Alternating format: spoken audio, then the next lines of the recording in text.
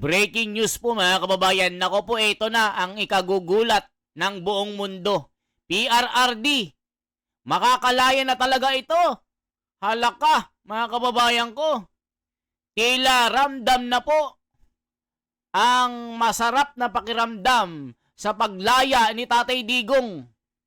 Matindi po itong balitang ito na yung mga loyalista nga, bobolista, hindi makaintindi kasi hindi naliligo, mga kababayan ko, sa tuwing maririnig nila na lalaya si Tatay Digong, ay galit na galit sila.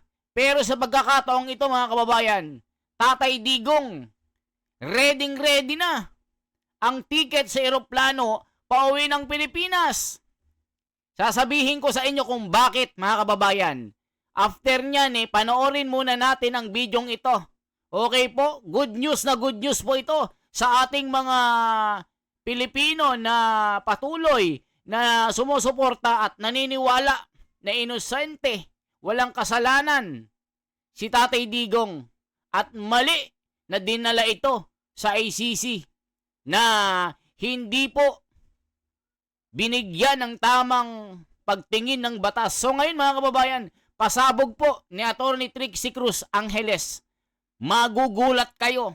Sasabihin ko sa inyo bakit ready na ang ticket ni Tatay Digong pauwi ng Davao. Ito po. Sasabihin ko sa inyo ito mga kababayan after the video. Ito po. Wala tayong nakikita na organized response maliban lang dun sa statement ng NUP na sinasabi nila wala silang papanigan at hindi sila mag-i-endorso whether yung reklamo ay sa Pangulo o sa Vice Presidente. So, yun lang po ang nakikita natin. Yung iba naman sinasabi hindi na to exciting. So, parang may pahiwatig na kung anong mangyayari. Parang hindi na nga parang nawawala na sila ng gana doon sa sa impeachment ni Vice. Ayan mga kababayan, sinasabi ko sa inyo na itong impeachment ni Sara Duterte hindi na po interesado itong Kongreso. Pati ang karamihan po, majority ng mga senador, ayaw na nilang pag-aksayahan ng panahon itong impeachment ni Sara Duterte. Bakit po mga kababayan? Kasi nga po, talagang wala silang makitang matibay na ebidensya. Hindi nila or kulang ang kanilang mga datos para idiin ang mga kaso laban kay Sara Duterte. Kaya sabi ko sa inyo, itong si Tatay Digong, malapit na po makauwi. Nire-ready na po ang kanyang ticket pauwi, pasakay ng eroplano. Ito po, panoorin po natin ang mga mensahe ni Atty. Trixie na magugulat ang mga loyalista nga dito. Ang tingin ko dyan is nakatingin sila sa future. So hindi pwedeng masyadong how do you call this?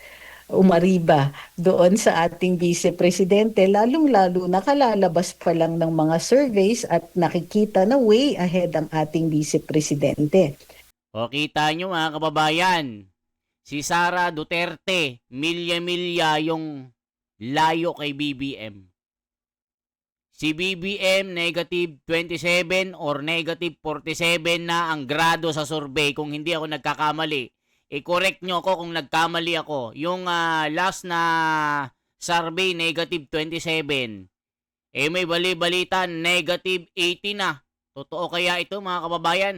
Kaya itong si Tatay Digong, talagang ramdam na natin na makakauwi na ng Pilipinas. Naka-ready na ang maraming baka na tutumbahin at lechon nakakainin at chicharon nangangat-ngatin. Pupunta tayo dyan mga kababayan. Ito po ang pasabog ni Atty. Trixie. Ang Pangulo naman ay lame duck. So, hindi ibig sabihin nun na kailangan pa siyang i-impeach. Kumbaga, since it's late in his term, 2 years to go, would it be worth it pa ba na mag-file ng impeachment sa kanya? Yun ang malamang iniisip ng ating mga kongresista. Ayan mga kababayan ko, kaya sinasabi ko sa inyo, pati nga itong si Abante nanginginig na, pati si Gatchalian, na itong impeachment ni Sara Duterte ay hindi na importante.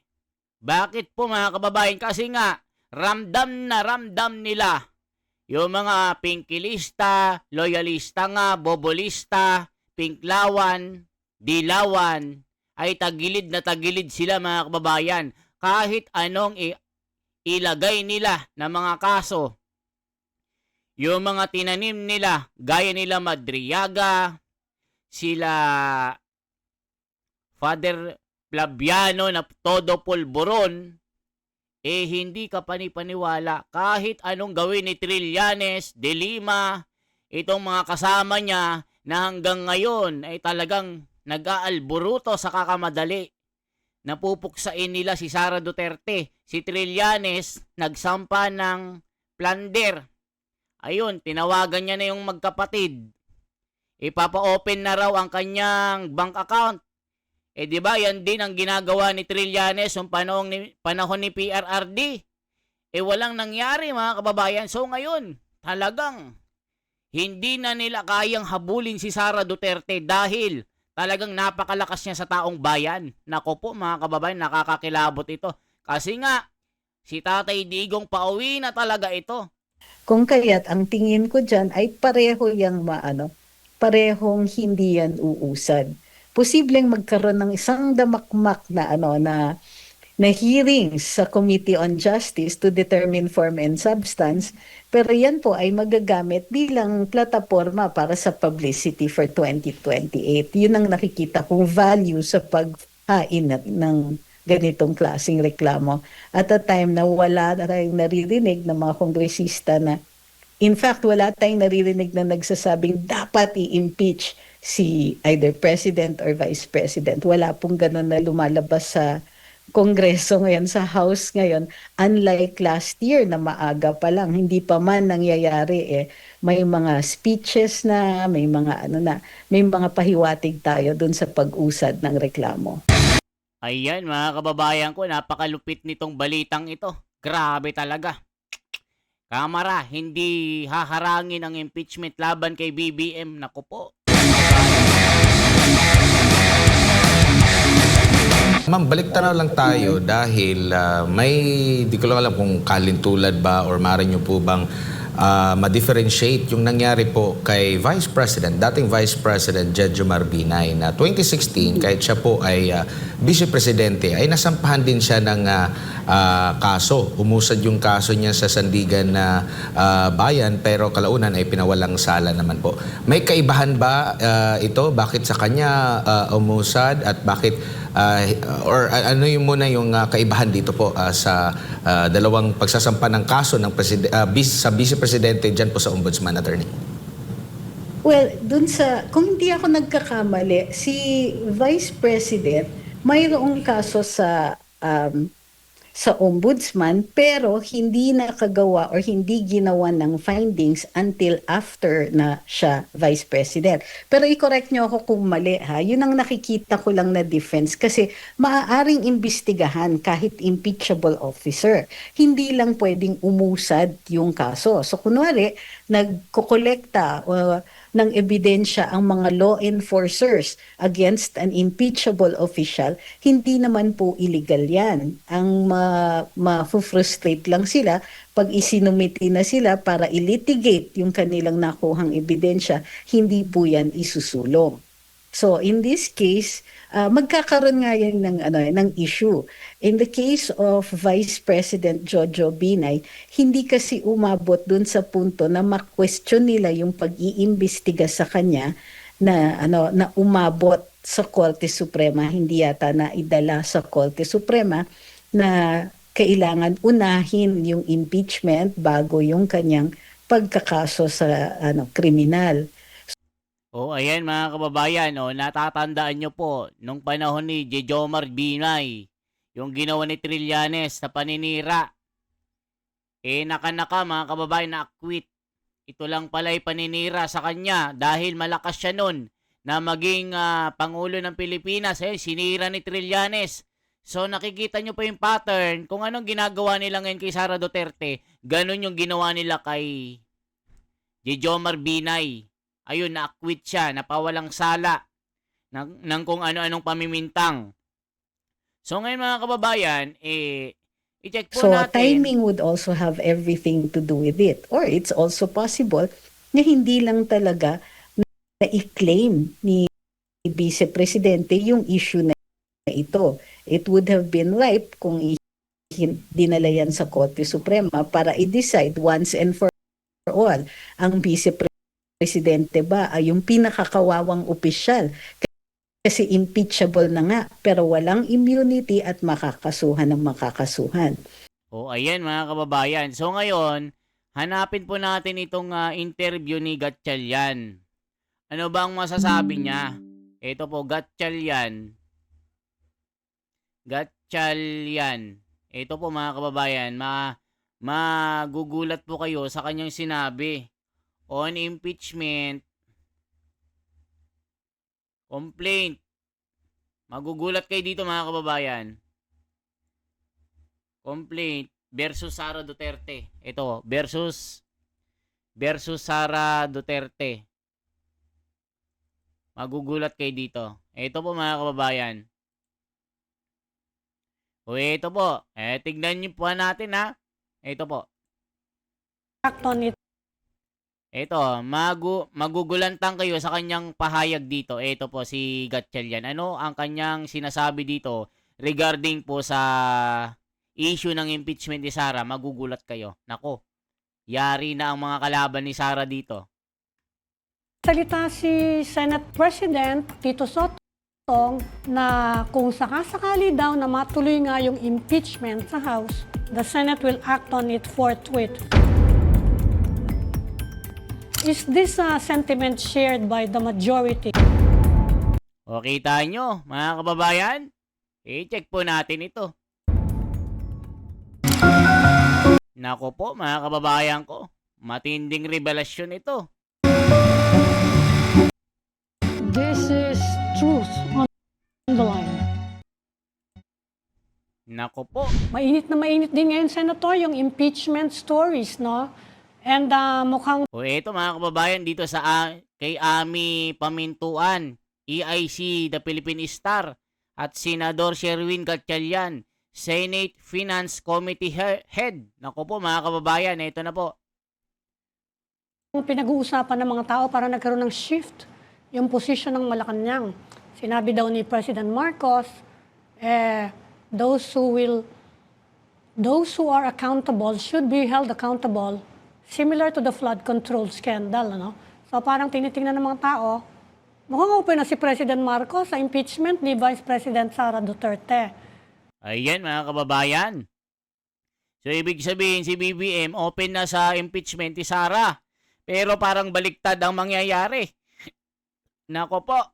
And nagsalita si Senate President Tito Sotong na kung sakasakali daw na matuloy nga yung impeachment sa House, the Senate will act on it forthwith. Is this a sentiment shared by the majority ngayon sa Senate? O kita nyo mga kababayan, forthwith ba ito? Agad-agad ba ito mga kababayan? Well, Ami, ako personally, no, ang impeachment is a constitutional responsibility ng Senado. And kung meron man mga impeachment na itatransmit dito, we have to act on it because that's our constitutional mandate. O ayan, sabi ni Gatchalian, it's a constitutional mandate. Pero dito parang walang ebidensya na may pakita. Ultimong Madriaga, sablay. Itong mga bata ni Trillanes, yung si Padre Flaviano, sablay din. Baka basura lang din ito ng Korte Suprema. Baka ma-archive na naman ito, mga kababayan ko. And hindi naman ibig sabihin na kung the Senate will act on the impeachment, guilty na kaagad. In fact, it will give both parties an opportunity to defend themselves and to explain. So it's an opportunity also for the parties to show evidence or the lack of it. And kung wala namang kaso, then madidismiss lang yung kaso. So that's O ayan mga kababayan, sa tingin nyo merong ebidensya na makakalap laban kay Sara Duterte. na ayon kay Trillanes ay bilyon-bilyon daw ang kinurap ni Sara Duterte. Pero ayon naman sa COA, ni Singkong Duling walang makitang discrepancy sa mga accounts ni Sara sa financial statement. Pero kay Trillanes ay bilyon-bilyon. Sabi nga ng taong bayan, ano kaya Trillanes, doon ka na mag-apply, maging auditor ka na lang ng COA para walang lusot si Sara. Si Trillanes nagpipilit. Pati si Bato, nag-file ng ethics complaint dito. Ang dami ng ginagawa ni Trillanes. Nako po, mga kababayan, nagmamadali na sila. That's my position because that's our way of making sure that the check and balances are working in our country, and that's our mechanism to make people accountable as well. Senator, nabanggit nyo na nga, it's a political process na impeachment. Yes. And considering the statement, itong pinakabagong statement from Malacanang, although not yet directly from the President, sa tingin nyo malakas yung endorsement power niyan among kasi the last time medyo nag-hesitate yung mga congressmen O kita nyo, yung mga congressman may pag-aalanganin. Sabi nga ni Benny Abante, mukhang hindi mainit. Kasi nga nung 19 Congress, merong budget. Allegedly, 20 million kada pirma. Yung 215 yata, 214 na congressman, kada pirma nun merong pakip-kip na milyones, na 20 milyones. Grabe mga kababayan kung totoo ito. Tuloy pa natin. Ngayon, wala daw budget. Hindi naka-budget. Ako po mga kababayan, kasi nga binabantayan na po ang kaban ng bayan. Halaka. Paano na ito? Trillanes, De Lima, Hontiveros. Mga loyalista nga. Uuwi na si Tatay Digong dito. Naka-ready na ang kanyang ticket sa aeroplano papunta ng Davao at ni-ready na ang mga baka. Lechon. Nalilitsunin. Halaka. Paano pag makauwi talaga ito mga kababayan? Kasi pag si Sara nanalo ay unang araw pa lang, uwi na agad si Tatay Digong. Nako po, salubungin ko sa aeroplano ito sa Davao. Nako po. But that's the 19th Congress.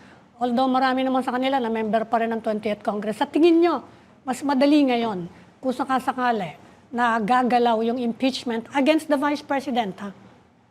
Well, ako, I have a different view on that, no? Because yung 19th Congress and the 20th Congress are worlds apart, in my opinion, both in the lower house and the upper chamber. Here in the upper chamber, nakita naman natin mas marami na ang kaalyado ng the Duterte bloc or yung PDP bloc as compared to the 19th Congress. So Nakita nyo mga kababayan? Kasi nga ganyan sa politika. Pag nakita na dehado, halimbawa si Sara Duterte, noong isinulong itong kauna-unahan na impeachment, na isinagsagawa pa ang Iglesia de Cristo ng rally nun para kastiguhin, para pigilan itong no impeachment na ito. Pero tinuloy pa rin yung paggawa ng impeachment ng mga kalaban, kaya ang Korte Suprema binasura. So ngayon mga kababayan, noon kasi ang daming kampi, nagkampi-kampihan, akala nila kayang-kaya nilang tibagin si Sara Duterte. Pinakidnap si Tatay Digong, madali para sa kanila. Isinikay sa eroplano ni Saldico, na bilyonaryo, nilipad sa ICC, ikinulong nila, tuwang-tuwa yung mga tangalista, bobolista, pinkilista, mga dilawantista, sila tototista. Lahat po mga kababayan, sila trillianista, tuwang-tuwa, dilimanista, Hontiverotista. Ayan, tuwang-tuwa sila. Tapos sinulong nila yung impeachment. Akala nila, kayang-kaya nila si Sara. Ngayon, mga kababayan, kakaiba ang sitwasyon. Mas marami ng panig kay Sara. Nagsibaliktaran na. Kumbaga sa barko ni BBM, palubog na. Yung mga tripulante, iniwan yung kapitan ng barko, lumundag dito sa barko ni Sara. At nagbabay. Babay. Yari. O anong masasabi nyo dito? Kaya si Tatay Digong, ready na. Ang kanyang ticket, naka-ready na. Philippine Airline, kahit economy pa yan, sasakay yan si Tatay Digong. Sasalubungin natin sa Davao ito o kahit saang pang terminal yan. Pupuntahan natin yan para welcome back, Tatay Digong. Iyak ang mga loyalista nga. Iyakin kayo. Yun yung mga nakasulat. Yun yung mga komento eh. Tuloy pa natin. O yan alone, malaking change na dito sa Senado. Even in the lower house, iba yung 19 Congress. When they filed that impeachment case, I know marami silang, aside from the 1/3 na kailangan nila, umabot pa to mga 200 plus signatures. Yes. No? So O kita nyo, umabot sila ng 200 plus, 214 yata. Kung hindi ako nagkakamali, 250 na signatures. I-check po natin dito sa Google, ilang pirma. BP impeachment.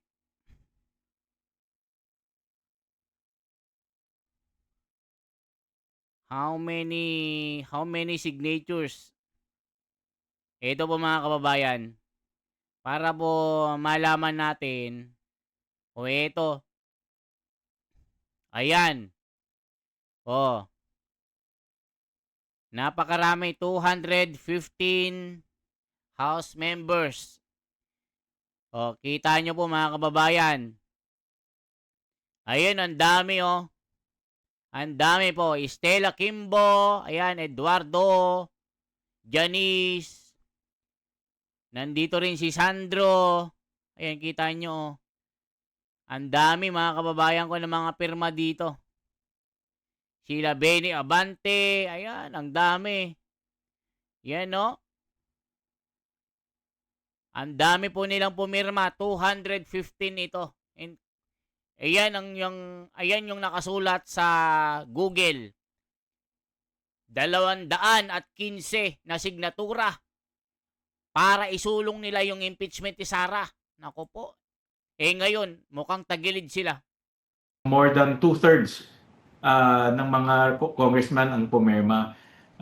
That political scenario might be different now kasi marami ng pagbabago no? One of which is the flood control issue. Malaking pagbabago yan. At of course, ang people are looking at the 2028 already. Mga politicians, alam mo yan, nag-iisip yan ng malayo. No? So, I'm sure they're thinking of 2028 and what will happen after 2028. With that mentality in mind, iba rin ang pag-iisip nila pagdating sa impeachment.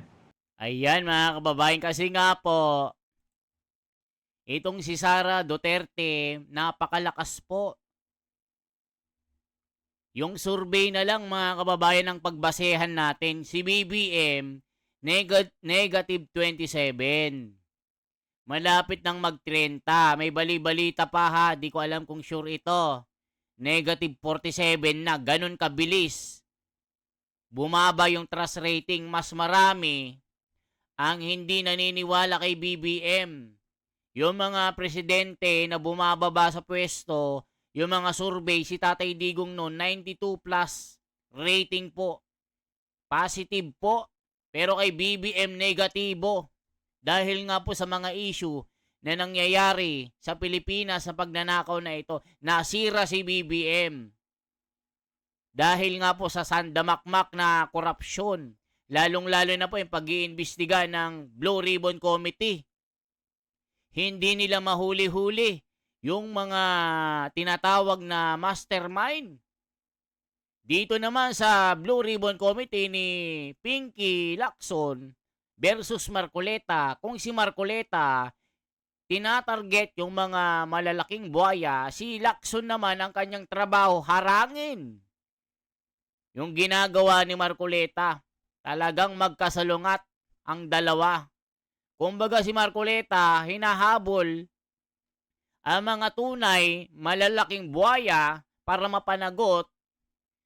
Si Lacson naman, yun yung mga sinasabi ng komento, yun yung nakikita ng taong bayan, si Lacson, tila tagaharang.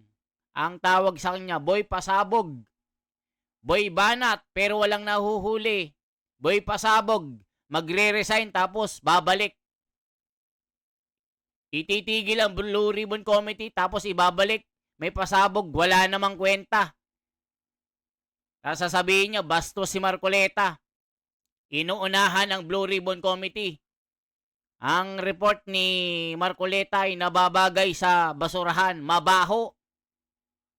Bastos, kabastusan yan. Yan ang sabi ni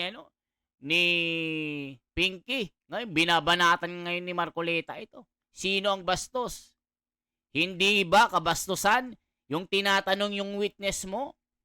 Pero ikaw ang nagsasalita. Ano yon? Ayaw mong magkamali sila. Baka masira ang script mo, ang historiador mo. O mga kababayan, kaya sa pagkakataong ito, dahil nga medyo binabasa ang libro kung saan alam natin, pag politiko, pupunta yan kung saan may pakinabang. O ngayon, wala na silang pakinabang dito sa kabila kasi saksakan ng kontrobersyal. Sirang-sira ang imahe. Ngayon, lulundag sila sa kabilang bakod kay Sara kasi si Sara mabango ngayon. Gustong-gusto ng taong bayan. Ito ang nakikita, pati manghuhula. Talagang si Sara ang nakikita nila sa kanilang mga prediction na isang babae na magliliwanag sa malayong silangan na pangungunahan ang kanyang bayan. Ito ay taga Davao. Ay, yan ang mga hula, nakakakilabot. Galit na galit ang mga bobolista dito. Galit na galit ang mga pinkilista dito, mga tototista, dilimanista, at mga trilyanista. Galit na galit. Huwag daw maniniwala sa mga hula, walang katotohanan. Mga kababayan ko, di ba? Kung umabot ka sa bidyong ito, i-comment mo kung anong masasabi mo dito. Bakit si Sara Duterte napakalakas sa taong bayan? Bakit si BBM palubog ng palubog ang kanyang grado?